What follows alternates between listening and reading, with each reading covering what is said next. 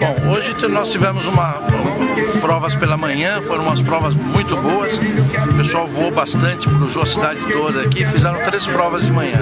E agora nós temos mais 2 à tarde. Nós temos uma que é um alvo declarado pelo juiz, eu determinei um alvo para que vão todos para lá, e uma máxima distância dentro de uma área delimitada. Então quando eles passarem a linha dessa área delimitada, marca a máxima distância, né? E agora eu acho que a previsão nossa de meteorologia agora vai melhorando todo dia, né, até domingo. Eu acho que vai dar excelentes voos, eu acho que a gente vai ter um campeonato muito bom. E a concorrência é grande, provavelmente o campeão do brasileiro só vai ser conhecido realmente no domingo.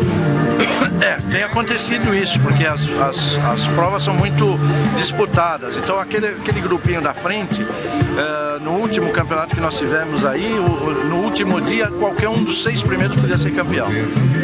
Então acho que aqui deve acontecer mais ou menos a mesma coisa. Jornal DBC Web.